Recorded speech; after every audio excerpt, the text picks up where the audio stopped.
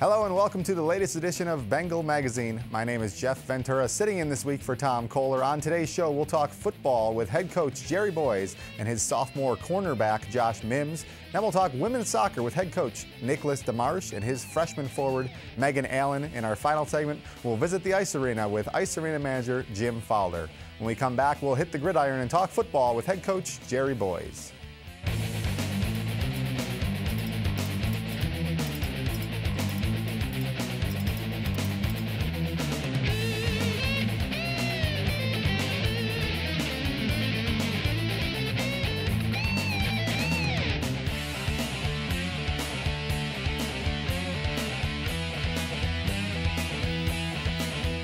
In our first segment today, we're talking football with head coach Jerry Boyes and sophomore defensive back Josh Mims. Guys, welcome to the show.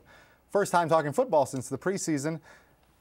We saw a great victory in our first home game against Western Connecticut, 82-17, record-setting performance, 82 points, over 700 yards of offense, 400 plus on the ground. Interesting stat there was 6 different ways of scoring. We had 2 punt returns, a fumble return, a safety, a field goal, and then, some rushing and passing touchdowns as well. What does a win like that do for the team at that point in the season? Well, at that point in the season, Jeff, it was good medicine for us. Coming off 2 prior games that were full of some could-haves and should-haves. So we needed to win.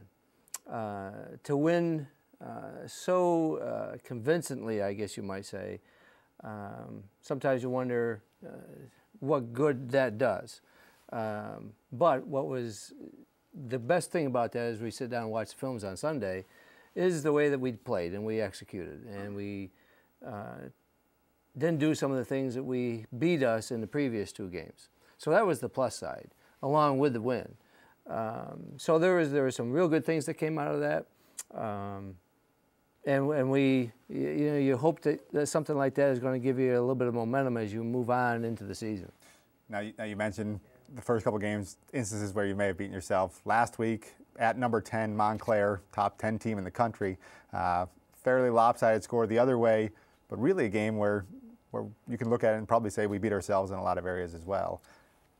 Yeah, you kind of hit that on the head, Jeff. Very disappointed in last week's go. Because early on we faced some adversity, and where we have challenged our players is to be able to overcome adversity. We've had a program that has, I'll be very honest, is too used to losing. And when some things go on, the adversity things go on, you see the demeanor of the players change immediately. And that is something that we've addressed, we talk about constantly, but until the players change that, it's going to stay the same. Well, let's talk to one of the players. We've talked about the culture change, and obviously, I don't know, you're familiar with Buffalo State football. In the 90s, the winningest program in New York State. Right. And then fell on some hard times, and from a relative outsider, I can see the program has started to turn the corner. Where are the guys in the locker room right now at this point in the season? Well, we're confident in the locker room. We talk to each other and stuff like that. But it just seems like game time when one thing goes wrong, or like we said, facing adversity, everyone seems to get down, and everyone seems to look at one specific person to pick up the team and to get it going again, or one specific play. And I just try to convince the guys that we all should look to each other to pick it up and get things going. So in the locker room, we're talking a lot of stuff like that on how we can get better and stuff. So talk about your role in your game, a sophomore starter at cornerback. Talk about where your game has come and what you see your role in our defense as. Well, in my game, I just try to go out there with as much confidence as possible in my defense and in myself, because I know that we need to make plays. Ultimately, the more points you win, you got a better chance of winning the game. And I just try to just go out there and give it my best and just encourage my defense and the rest of my team and just keep their head up and just keep playing no matter what we face. Just keep playing hard and never quit. Now, I do have to ask, you had a hit against WestCon that was as hard a hit as I've ever seen at really any level. Talk about that play a little bit and how'd that feel? That play felt good. I was just frustrated with the run because Me personally, when I feel like people are running the ball on us, I kind of feel disrespected. And then when they get more than 5 yards, it's like, well, when they pass my boundary, I got to do something about it. So I just took out all my aggression on that hit. It was as hard a clean hit as I've ever seen. Coach, prior to the season, we talked about one area that we're really focusing on this year, and it was the defense, to try and improve statistically some of the things that were going on last year. And those improvements, by the numbers, have been seen so far. 70 yards fewer a game. We're allowing 4 points fewer a game. We've heard about a 4-3 defense. We hear about a 3-4. We run a base 4-2-5. Want to talk a little bit about what that defense allows us to do that's a little bit different, and your assessment of the defense's play so far. Well, the biggest thing that, a 4-2-5, and sometimes you look at that, an old-time coach would look at that defense and say, well, that's a 4-4. So there's some similarities as you look at that. But what it does is give you the flexibility you need in today's football, Jeff. We face every formation that you can imagine in football. And if your defense isn't flexible, then you have to make a lot of different adjustments and changes and things like that going into a game. This gives us the flexibility so that we can make those changes. And even if we face a formation that we weren't suspecting, we can adjust to it. So that's the biggest thing that it does. And quite frankly, it's a, a defense that puts our best athletes out on the field, all the 11 best out there. And we have done some very good things defensively. We kind of backed away a little bit philosophically this past weekend, which in the Monday morning quarterbacking you say, well, we shouldn't have done that. Our aggressiveness and getting after people was our mantra in those first 3 games. So we got to stay true to how we felt and going into the season and maintain that. So I am looking forward to this Saturday's game on both sides of the ball. But yes, we've had improved play on that defensive side. An exciting week on campus. You mentioned this Saturday's game, William Patterson. It's homecoming week, so a lot of festivities leading up to the game. Josh, talk about this is a team that we played last year and were successful against. Talk about your goals on your side of the ball personally heading into this week's game. Well, my goals, our goal as a team and on the defensive side of the ball is just to give up as many less yards as possible. Try not to let them score. We watch film all week. We've been watching film on these guys. We know how they play, and it's just a matter of just when they come out in formations and they throw different plays at us, is just executing and stopping the plays. Just got to make sure we're running through our tackles, being where we're supposed to be, and it's a big factor of trusting each other, being like, I know that my man is going to make this play, so I'm going to play my zone in case any kind of trick plays, I'll be in my zone, anything like that. So we're ready, and we just need to come together as a defense, as a whole team, as a whole unit, and just execute. Well, an exciting week, Coach. I don't know if it's an extra challenge to keep them focused, but a lot of exciting events on campus leading up to homecoming. William Patterson coming to Coyer Field, kickoff at noon. Prior to that, there is the parade and the student tailgate starting at 10 a.m. We look forward to seeing everybody coming out. Guys, thank you for joining us in this segment, and good luck on Saturday. When we come back, we'll talk women's soccer with head coach Nicholas DeMarsh.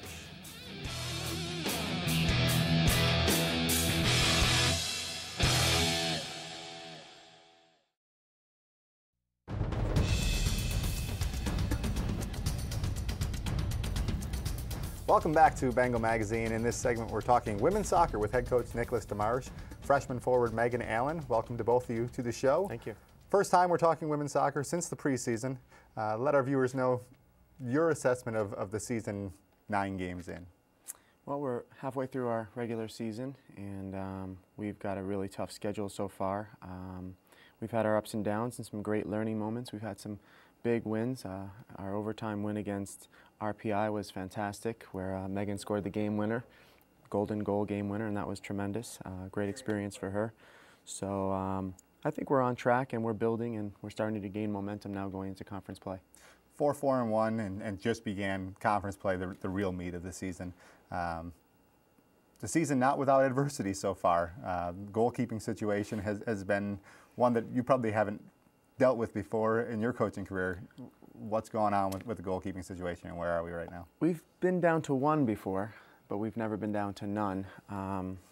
You know, Division III recruiting is always a challenge, and you know, unlike Division I, where players sign a letter of intent and they're committed and they come in and they have everything sorted out in terms of their scholarship at D3, most coaches kind of plan according to who shows up at preseason.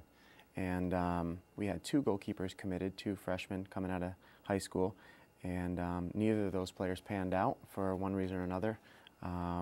So our 2 returners came back. One of them suffered from a broken hand at the RPI game, speaking of RPI, had her hand stepped on, and the other suffered a pretty significant head injury playing against William Smith and was maybe somewhat concussed, had a cleat stomped on the top of her head. So we ended up playing with our central midfielder in the goal against the number 2 in the nation, and that was a lot of fun for her and for us. But we survived, and it was a great test of our fortitude and problem solving, and I think we passed the test. Fortunately, I think Ginny is healthy enough to continue this season, although she has a lot of class conflicts with her major being very extensive in terms of her academics. She's unable to train with us on a regular basis, but she has been able to fill in for us during the games until Linda, with the broken hand, is able to recover and play. Now, you mentioned your central midfielder, Tina Baburski, a senior captain.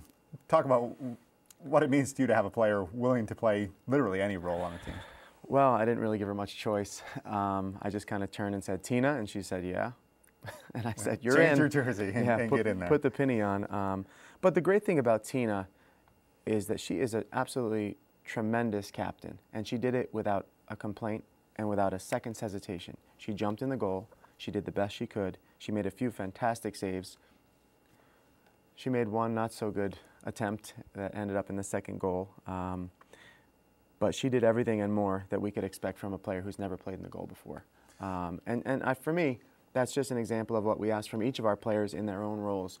Don't just do your job, do more than your job. And if we have a team like that, then we'll be successful. Now, one of your key pieces early on is freshman Meghan Allen from Big Flats, New York. You mentioned the golden goal against RPI. You have a couple others this season. Just talk about the transition to the college game so far. How has the season gone for you to this point? It's a lot different than high school, which is good for me because I had a lot of things I needed to work out to be able to play on their level. And coming in, especially in practices, the way we train, the way we work, it's a lot better for me, both physically and mentally, for the game. And it's starting to show finally, and I really like it a lot more than high school, and it's something that I'm more than happy to continue to do for all 4 years. Now, as a forward, a rather lay person in soccer, I've looked at some of our successful strikers in the past, whether it's Barb Klezek or Gina Monaco, who we'll talk about in a little bit. You're a good head taller than both of them. What kind of advantage does that serve for you for those balls in the air in the box? This is something that I've been harped on for the beginning of the season because being my height, I should be a ball winner, and it was something I actually struggled with. But now into the season, I've actually have gotten a lot better, a lot more confident with it, which is impressive to me because all 4 years of high school, my coaches couldn't break that. But coming into this, I finally have been able to use it to my ability. Tell the truth. Does it hurt when you take the ball with your head? Depending where you hit it. It looks like it should. You're a two-sport athlete. You'll also be a member of our lacrosse team in the spring as a defender. So kind of separate sports, but also very separate positions. Talk about what draws you. I won't put you on the spot and ask you which sport you like better, but what draws you to each sport? I play soccer because I played it as a young child, and it uses all my strengths other than, unlike lacrosse lacrosse is more, you have to think with different parts of your body, like it's more using your hands and speed. With soccer, it's using everything. You use your feet, you use your mind, you use your hands to run, everything.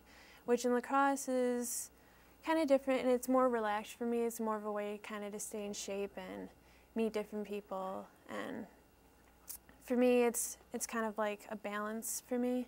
Sure. It's a great freshman experience. You talk about meeting people. You have no shortage of fast friends being on 2 teams.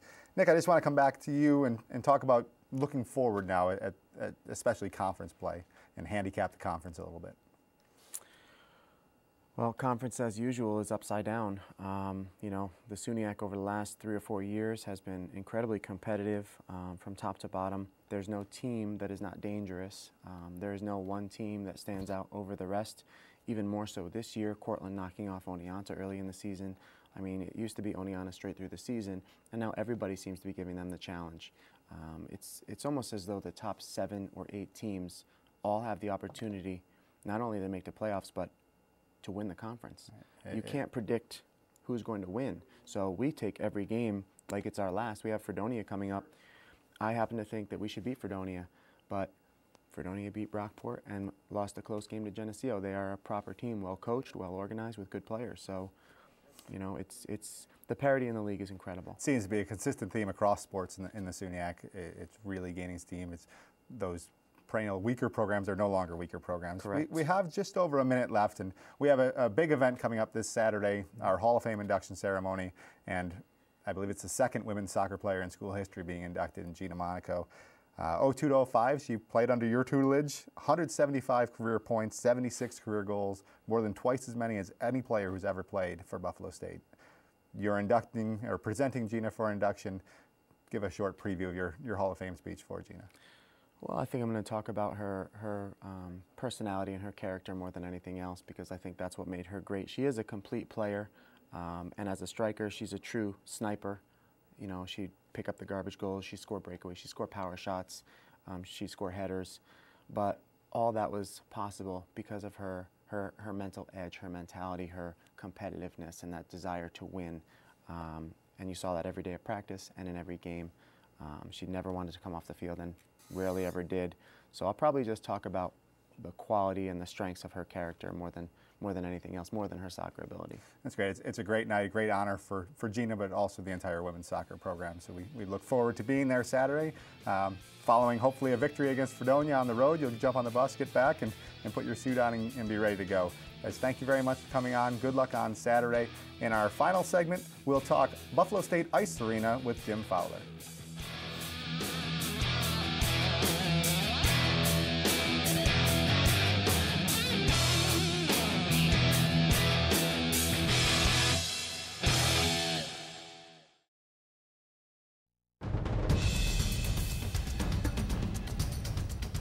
In our final segment today, we'll talk about one of Buffalo State's busiest and most popular facilities, the Buffalo State Ice Arena. Joining us here is Ice Arena Manager Jim Fowler. Jim, thanks for coming on. I know this is obviously a busy time for you and your facility.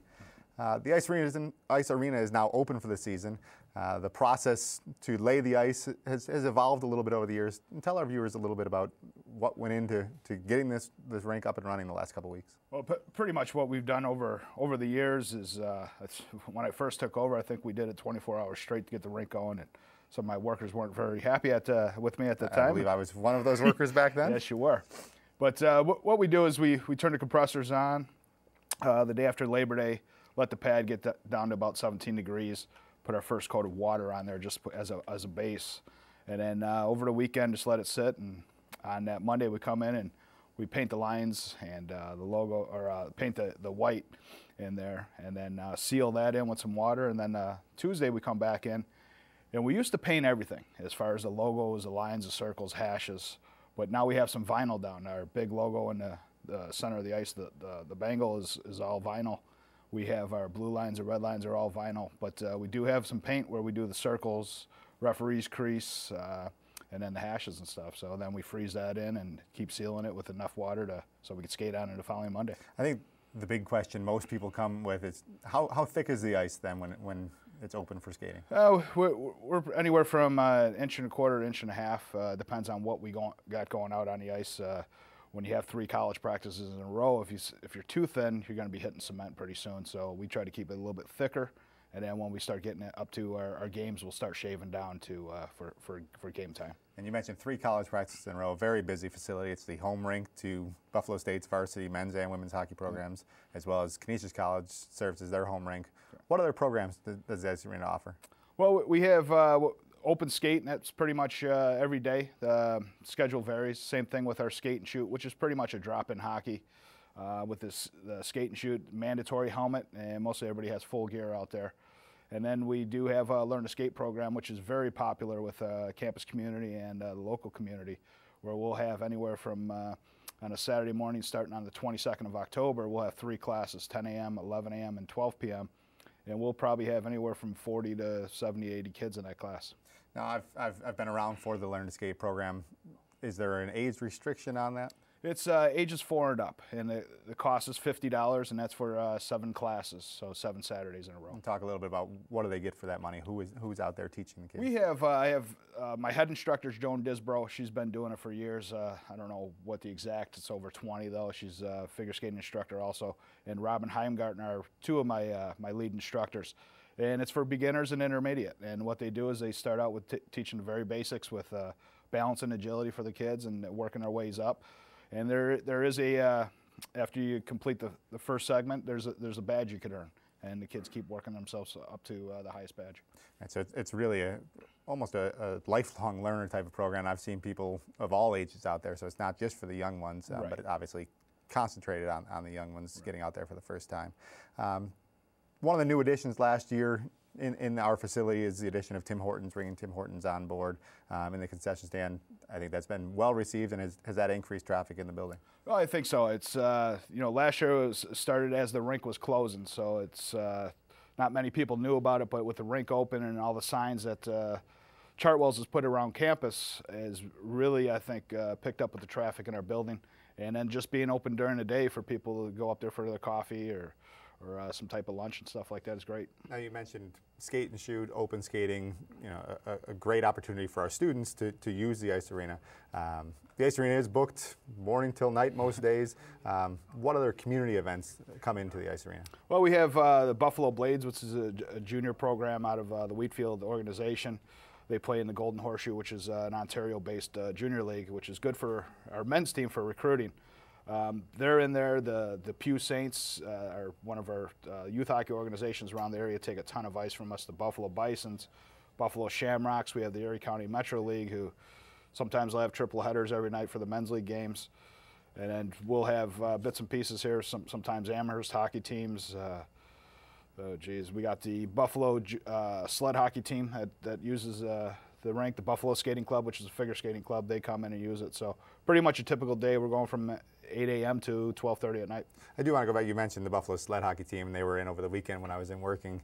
Explain to the viewers what sled hockey is for those who don't know. Well, the sled hockey is, I guess, for the disabilities, where they're actually sitting on kind of a sled with 2 hockey skates on it. They use shorter hockey sticks that they push themselves around and are able to stick handle and shoot, and it's pretty impressive.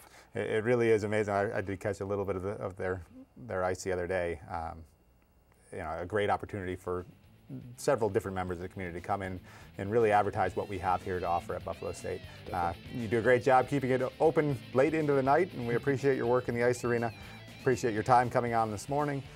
That'll do it for this edition of Bengal Magazine. Thank you as always to our great crew down here in Instructional Resources. We'll see you again on Bengal Magazine right here in 2 weeks.